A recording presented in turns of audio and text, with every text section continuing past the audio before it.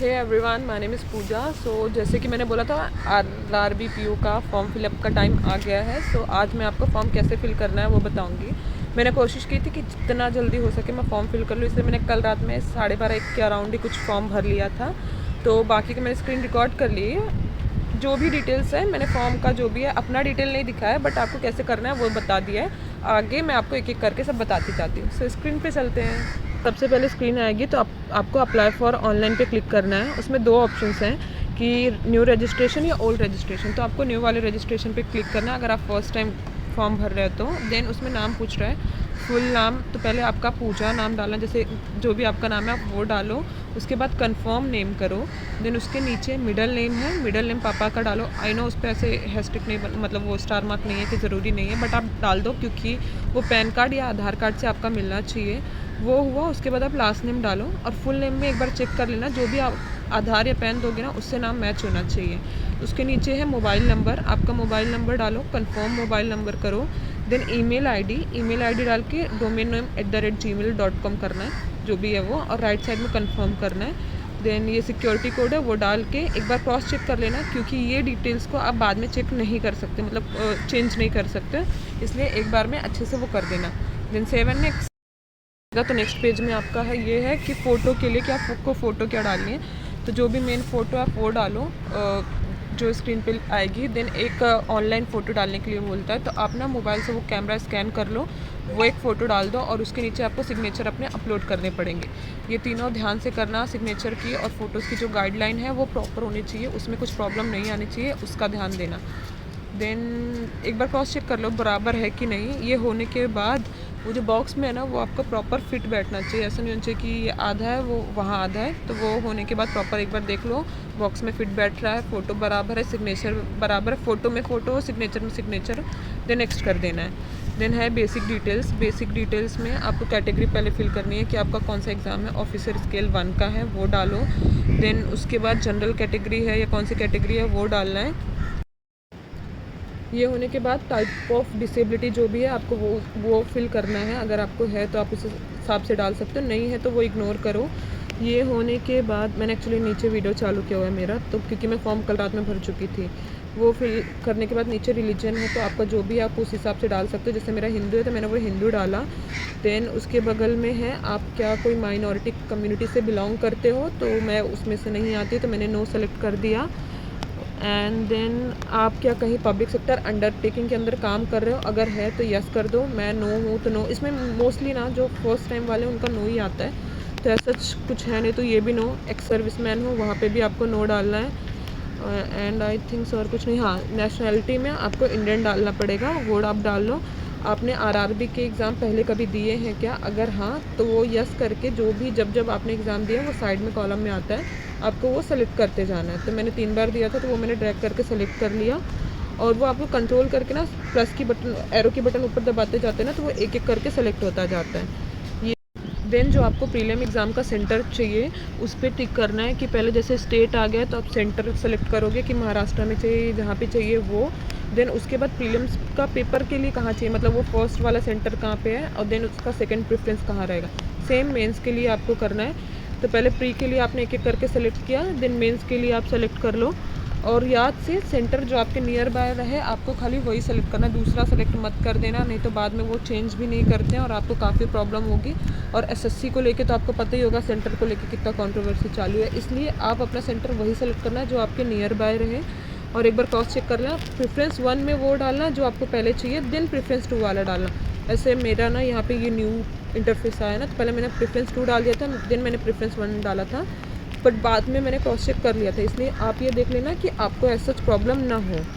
ये होने के बाद यहाँ पे ये पूछ रहा है कि आपको लैंग्वेज कौन सी चाहिए एग्ज़ाम में, तो मुझे इंग्लिश एंड हिंदी चाहिए। कुछ लोग का इंग्लिश मराठी हो सकता है या अपने हिसाब से, तो वो लैंग्वेज चूज़ कर लेना। प्रोबेबली एग्ज़ाम में ये ना दे ऑप्शन पूछने के लिए, इसलिए उसने पहले ही यहाँ पे पूछ लिया हो, तो आप उस हिसाब से सेलेक्ट कर लेना। वो होने के बाद आपको अपनी डेट ऑफ बर्थ डालनी है, जेंडर डालना है, मैरिड हो अनमैरिड हो वो डालना है। आधार कार्ड नंबर पे स्टार मार्क नहीं है बट डाल दो, आधार पैन दोनों भी डाल दो, वो टेंशन आपका हट जाएगा। आप वो दोनों डाल दो। फिर उसके बाद ट्विन सिस्टर है या नहीं उसकी डिटेल्स, अगर है तो आपको उसकी डिटेल्स डालनी है। देन एड्रेस, परमानेंट एड्रेस आपका क्या है, टेम्प्रेरी एड्रेस क्या है। मैं तो दोनों में एक ही साथ टिक मार्क कर देती हूँ। वो दोनों हुआ। देन फाइनली आपको जीएसटी किस एड्रेस पे चाहिए, परमानेंट पे चाहिए या फिर टेम्प्रेरी पे चाहिए, वो डालना है। दैट्स ऑल ये पेज के लिए। देन इसके बाद इसमें 10th का रिज़ल्ट पूछ रहा है, ट्वेल्थ नहीं, ग्रेजुएशन का रिज़ल्ट पूछेगा एंड पोस्ट ग्रेजुएशन की डिटेल। तो आपको वो तीनों डालनी है। जैसे कि यूनिवर्सिटी, तो मेरा मुंबई यूनिवर्सिटी था तो मैंने मुंबई यूनिवर्सिटी डाला। एंड देन डिग्री की आपकी डिटेल्स क्या है, स्पेशलाइजेशन आपने किस में किया है, वही पूछेगा। इन शॉर्ट आपकी जो डिटेल्स हैं, सबसे मेन है इसमें परसेंटेज का, वो ध्यान से डालना, क्योंकि अगर आपका 59.99 है तो वो काउंट नहीं होगा, that will be counted as 59 only. तो आपको 59 डालना पड़ेगा, आप वो एक कर दो।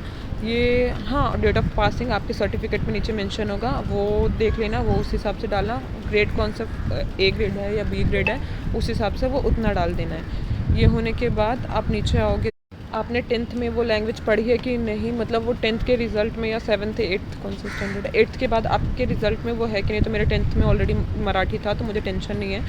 देन आपको कंप्यूटर नॉलेज है कि नहीं, अगर है तो सर्टिफिकेट आपके पास है या नहीं, उस पर डालना है। तो आप एक वो चीज़ डाल सकते हो, सर्टिफिकेट इन कंप्यूटर ऑपरेशंस, एक वो पार्ट हो गया। देन उसके नीचे आओगे तो देन इसके बाद यहाँ पे आपने कब से कब तक किया है उसके बारे में डिटेल्स डालनी है। नेचर ऑफ़ ड्यूटीज़ जो भी है वो डाल देना है। तो जैसे मैंने फ़ंड ट्रांसफ़र और केवाईसी किया है तो वो डाला। रीज़न ऑफ लीविंग कि आपने वो कंपनी क्यों छोड़ी थी, तो मैंने पर्सनल डाल दिया है। ये हो गया। उसके नीचे आप आओगे तो अगर आप माइनॉरिटी के थे तो आपको ट्रेनिंग मिलेगी, अगर आप नहीं थे तो आपको नहीं मिलेगी। और देन आपके खिलाफ़ कोई केसेस हैं या नहीं, अगर इनके केसेस हैं तो आपको यस कर देना, नहीं है तो नो। देन लैंग्वेजेस नोन, आपको कौन कौन सी लैंग्वेज आती है तो जो। देन अपना चेक कर लेना कि आपने जो डिटेल्स डाली हैं वो प्रॉपरली हैं या नहीं। इनकेस नहीं है आप चेंज कर सकते हो यहीं पे। और उसके बाद सेव एंड नेक्स्ट करना। एक बार वैलिडेट योर डिटेल्स कर लेने का, अगर आता है कुछ एरर है उसमें तो वो आपको बता देगा कि आपकी यहाँ पे प्रॉब्लम है, आप चेक कर लो।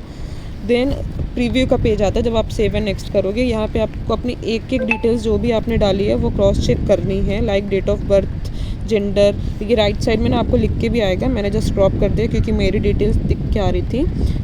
जो भी है, मतलब आपने A to Z जितना भी अभी फॉर्म भरा ना उस पर डिटेल्स रहेगी, आपको वो डिटेल्स वहाँ पे चेक कर लेनी है कि इन शॉर्ट बोल सकते क्रॉस वेरीफाई करना है कि आपने जो डाली है, लाइक डिसेबिलिटी हो गया या फिर जो भी था वो प्रॉपर है कि नहीं। अगर सब कुछ प्रॉपर है तो आप सेव एंड नेक्स्ट करके आगे जा सकते हो, नहीं है तो आप बैक मारो और वहाँ पे जाके चेक, जो भी चेंजेस आपको करने हैं आप वो चेंज करो और सेव कर दो। और एक और चीज़, इसमें आगे जाने के बाद शायद आप मॉडिफाई नहीं कर पाओगे, ये लास्ट स्टेज रहता है यहाँ पे क्रॉस चेक करने का, इसलिए मैंने एक ही बार में बोला आपको कि आप चेक कर लो। एंड फाइनली जब आपने एक बार क्रॉस चेक कर लिया, सारी डिटेल्स प्रॉपर है, तो आप सेव एंड नेक्स्ट कर सकते हो। जो भी आपने डिटेल्स डाली है वो प्रॉपर है कि नहीं, तो आप आई एग्री पे क्लिक करो। देन आपका नेम जो भी आपने डाला है वो आप डॉक्यूमेंट जो सबमिट करने वाला हो वैसा सेम रहेगा कि नहीं, तो उस पर आपको टिक करना है। प्लस नीचे लास्ट पॉइंट है आई हैव अंडरस्टूड का, उस पर भी टिक करना है। मैंने इसमें टिक नहीं किया बट वो आपको टिक करना पड़ेगा। देन फाइनली कंप्लीट रजिस्ट्रेशन पे क्लिक करना है, तो इससे आपका प्रोसेस नेक्स्ट पेज आएगा। एंड यहाँ पे आपको अपना लेफ्ट थंब डालना है। हैंड रिटन डिक्लेरेशन जो कि गाइडलाइंस में मेंशन है वो डालनी है। और 10th का सर्टिफिकेट डालना है कि रिज़ल्ट या सर्टिफिकेट जो भी आपके पास है वो डाल दो। और उसके बाद ये टिक मार्क करना है। और डिजी लॉकर के लिए भी है, तो आप यस करके ना ये 3 चीज़ के लिए एक्सेस दे सकते हो, तो जो कि मेरा ऑलरेडी था तो मैंने एक्सेस दे दिया। और याद रखना थंब में ही थंब डालना और यहाँ वहाँ मत कर देना। लास्टली आपको सिक्योरिटी कोड डाल देना है, जो आपका सिक्योरिटी कोड है, एंड सेव एंड नेक्स्ट कर देना है। याद रखना ये डिटेल्स काफ़ी ज़रूरी है, तो यहाँ का वहाँ मतलब थंब में आप हैंड रिटन मत कर देना और सेव एंड नेक्स्ट करके आगे जाना। यहाँ आपको फाइनली पेमेंट करनी है 850 रुपीज़, जो कि इसमें कोई आपके पास ऑप्शन नहीं है, आप वो कर सकते हो। सिक्योरिटी कोड डालो और नेक्स्ट पे आएगा। तो यहाँ पे आपके पास बहुत सारे ऑप्शंस है पे करने के, बट मैं QR कोड से डायरेक्टली पेटीएम से स्कैन करके पे कर देती हूँ, तो आप QR कोड का भी ऑप्शन चूज़ कर सकते हैं। ये करने के बाद प्रोसीड विथ पेमेंट करना है। वेट फॉर सम टाइम, मैं एक चीज़ आपको लास्ट में बताऊँगी कि आपको ये एक चीज़ भी करनी है। यहाँ पर आपका पेमेंट हो गया, इसके बाद आपको वापस जो जहाँ से आपने लॉगिन किया था वो फर्स्ट पेज पे आना है और लॉगिन करना है। अब ये मैं क्यों बोल रही हूँ, आप ये लॉगिन करो, मैं फिर आपको बताती हूँ। यहाँ पे आप आए, अप्लाई ऑनलाइन पे क्लिक करो और उसमें आपको याद है आपको पूछा था कि ऑलरेडी रजिस्टर्ड हो कि नहीं, तो आपको वो रजिस्टर्ड वाले पे क्लिक करना है और अपनी डिटेल्स डाली हैं जो कि आपके मोबाइल नंबर पर आ गई रहेगी, registration number, password and security code.